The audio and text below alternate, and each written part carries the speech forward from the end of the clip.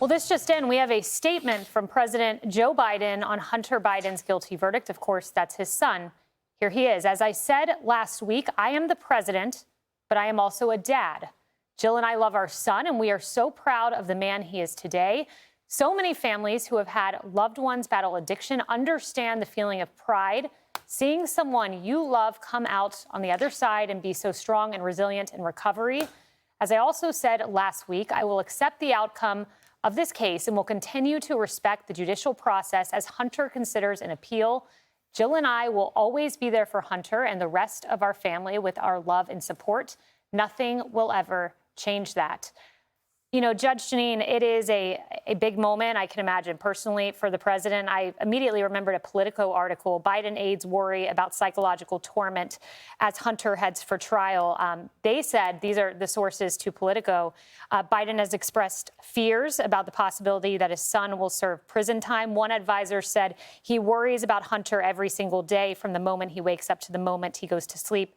That will only pick up during the trial. And then the statement kind of reflecting that sentiment. Well, I think the statement was a good one. I think they got it out just in time. I mean, they didn't waste any time. He did the right thing. He took the right track. I'm a father. I'm proud of my son. He's overcome this addiction problem. But let's remember that he's not 18 years old. Hunter Biden is 54 years old. He was in businesses with foreign countries that have benefited the Biden family. Many of those family members sitting in that courtroom and showing what I will say is a show of strength and unity. Some might interpret it as a show of force, a show of intimidation. And as I said on the first day of jury selection, I didn't understand why Jill was there during jury selection. I mean, I've seen this for many, many years. But during jury selection, that is really a message. I'm here. I've got my Secret Service here. We're a unified front. And the bottom line is those prosecutors, having been so embarrassed, David Weiss and his team, they said, you know what, we're not going to take this one in the chin this time. We're going right for it. We're going to tell the jury that that's not evidence and let the jury understand that even though there's this show of unity, in essence, that is not evidence, obviously, and it is also a dysfunctional family. This is a family where the women involved, they had so much that was visited upon them because they were related to Hunter Biden, whether it was the wife, the ex-wife, the widow, the children. Every Hunter woman in his life was impacted by his negative activity. That's a great point. Judge, one question for you, because I heard you mention this earlier. Look, Abbe Lowell's a great attorney. That's Hunter's attorney. Mm-hmm. Everyone respects him and his ability in the courtroom. But when you have a case so clear-cut where the facts match the law, just, bingo, that initial guilty plea crumbled. We all remember that last July. But why didn't he advise his client? And maybe he did. Go back to the table. Plead guilty. You're not going to win. Why was Hunter so confident he could win in this courtroom? Because he's a Biden. This is the first time that Hunter Biden has faced responsibility and consequences for his actions. I wasn't aware of it until, this trial that he was known as the prince in that area. He was the son of Joe Biden. This is a guy, he's 54 years old. He's been doing a lot of shady stuff. He got thrown out of the military for cocaine use. I mean, he's got all of this other stuff going on. And so they thought that, their fairy dust would just spread all over and the jury would buy into it. But they didn't. And Abbe Lowell is brilliant. But he overplayed his hand. This is as straightforward a case as I've ever seen. How often do you hear the defendant himself, his voice billowing in the courtroom, I was an addict at this time? And, the jury sat there and said, you know what? They proved every element of this case. There were no shenanigans. It was straightforward. And we had circumstantial evidence, direct evidence. And now they want us to believe he's an alcoholic? Where did that come from? He overdid it, and it didn't work. So many good points there, Judge. And what you're talking about is that recording, because he didn't even take the stand. But did they need him? All you have to do is Google. And I'm not saying that's exactly where that tape came from, but there's a lot of him online. There was a lot of him online. He could never take the stand, because if he took the stand and he perjured himself, or if the judge felt, and Noriega is no one to, pull any punches, Right. They could move for perjury, and that would be used against him in the guidelines, in the sentencing guidelines. So Abby was smart enough to know he could never put him on the stand. Plus, they'd have to ask him about a lot of other bad things. Yes, as we found out from the ex-girlfriends, the ex-wife, so on and so forth, Yeah. how much there was. Andy McCarthy, former assistant U.S. attorney and Fox News contributor, we welcome you to Outnumbered. I could not help but think, if not for the laptop denials. I mean, there were two things that went wrong. Kayleigh brought it up for Hunter Biden. He staged a stunt because he wanted to buck a congressional subpoena. We then found out, well, he was shooting a documentary. I mean, there were a lot of things around him that were rather explosive. But that laptop, if his dad hadn't gone on record, Russian disinformation, all of that, and then it ends up the heart of the case. Do you think this case would even have would they have been able to get all of those messages and things? Would they have gone after him if not for the laptop? The laptop certainly made it a much stronger case. I think the other thing, Harris, that you had in this case that you don't ordinarily have is Hunter reading his memoir, which was like having the defendant's own voice narrate his crimes, was also something that, that's not a pot of gold that's usually available to prosecutors. And look, I think that Abby Lowell's trial strategy here was not good. It was not designed to produce a good outcome. But at the same time, if my high school football team is going to play the Kansas City Chiefs, they're going to get their brains beat in because I'm a fan, it's just Chiefs fan. Right, but I mean, they had no matter what strategy, no matter what cat they try to pull out of a hat or rabbit out of a hat in this case. So they really didn't have a chance. The evidence was overwhelming.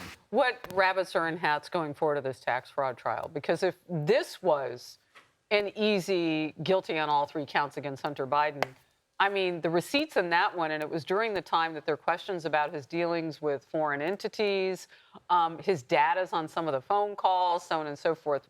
What do you see? Well, I would just point out that when the sweetheart plea deal happened, the gun case was the one that they tried to divert, right? The tax case was the one that he was willing to plead guilty to. Now, he wanted to plead guilty to misdemeanors and have the most serious conduct pled down. And the case is so overwhelming that the so-called special counsel, David Weiss, actually allowed the statute of limitations to eat some of the tax years that have the most serious criminal conduct in them, the years that Joe Biden was vice president. That case is as overwhelming as this case, which is why he was willing to plead guilty to it. I can't conceive of them going to trial on that in the weeks prior to the election. So you have to think there'll be a guilty plea. The reason the guilty plea broke down the last time is twofold. One, Hunter didn't want to accept the fact that a jail sentence was likely. When you're talking about $4 million in income that you've evaded taxes on, that's what's going to happen. But the other thing I have to say was just bad lawyering. And I should point out that this was before Abby Lowell came into the case. This was the first set of lawyers. But what broke that plea deal down was that Hunter wanted Weiss to go on record basically saying he was getting a bath, an immunity bath on everything that was conceivable other than what he was pleading guilty to. And his lawyers didn't trust, when that broke down, because Weiss politically felt he couldn't say that in the courtroom, I think Hunter's lawyers should have trusted that Weiss didn't want to prosecute Hunter, and that if they had just gone with the flow, he would never have been prosecuted on anything else. But because they wouldn't accept it, that Weiss politically felt he couldn't get up and do what they wanted him to do, they said tear up the agreement. And this is the aftermath of that. Andy, thank you so very much. You've been with us for a couple of hours, and we often lean on your expertise. Thank you. As well as our whole team here at Fox News. You guys have done a great job. Thank you. And we'll continue to. Kayleigh, can I just say this? Because in less than an hour and 20 minutes from now, The president is set to deliver remarks at Everytown Gun Sense University in Washington Hilton. He's going to talk about gun law. And so the judge pointed out the right timing of that response, that written statement. She's absolutely right on that. Like, you want your first words and reaction to your son, 54-year-old man being found on all counts against him in a gun fraud trial.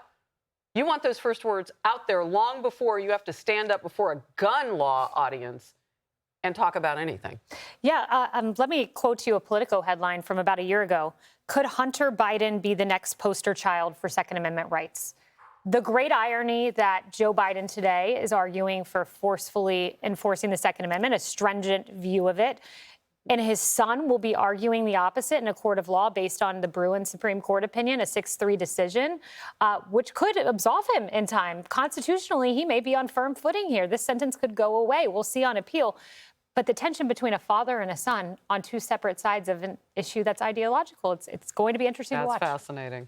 And, you know, it's not just a father and a son. It's a father whose Department of Justice had tried to give an immunity deal in perpetuity, where he would never be held responsible or indicted because he had lifetime immunity. You know, this was a Department of Justice under Joe Biden that dragged its feet and allowed the statute of limitations to run on the most serious of the tax charges. So, I mean, you know, they did everything they could, and it's almost like this is karma. You know, this is a jury coming back and saying, you know, you can play these games. The federal judge didn't buy it. Now the jury didn't buy it, and they can't do that anymore. You've got an individual who is so dead to right in terms of his doing things illegally that, you know, they don't have any choice at this. No one had a choice here. Yeah, that's exactly right. I mean, it is interesting to watch. Emily, your thoughts? Well, yeah, and I just want to paint the broader landscape. Because as the president releases this statement about how much he loves his son and, you know, with anticipation that he might become incarcerated for this, the reality is that there's almost 157,000 American families who are federally incarcerated at this moment, going through exactly what Joe and Jill are going through at this moment. And they don't have the benefit of that Biden name to be shocked, to be angry about it, because they just had the law come on down right as hard as it always does. And to color this a little bit, you know, the sentencing, the duration of the sentences for federal firearms offenses have been increased through the years as state sentencing has actually decreased. So right now, of those 156,000 plus federally incarcerated, almost 21,000 of them are in for firearms offenses. And a whole third had no criminal record or little criminal record before. So Hunter Biden is squarely within, my point is, his peer group. And the thought that there's an, oh, I'm so sorry and I didn't mean it, which defense tried to color their presentation here, trotting in the First Lady as a clear, in my opinion, attempt at intimidation or persuasion that was far outside the confines of a reputable courtroom, and then to plea on their heartstrings. There's plenty of fatalities that have occurred with people under the throes of addiction and plenty of criminal behavior that, yes, they didn't mean it, but there were still consequences for their actions. So Hunter Biden right now joining the 10% of federally firearms violations convicted in last year alone, he's now joining that group, and it's a large pool. So the point, too, that the president is going to make as part of his gun campaign, this is a slam dunk case for him to say, yep, here's the system that I contributed to working. Here's someone that's not getting off because of money or name or influence or they didn't mean it. This is essentially a strict liability offense where, you know what, you did it, you're guilty, you're going to jail. So welcome to the real world, Hunter Biden. Kevin, you know, just speaking as a parent, it seems inconceivable that a parent would not do everything in their power to keep their child from having to endure a potential jail sentence. I know Biden has ruled out the idea that he would pardon, but do you think there's any flexibility there now that this is set in, a verdict?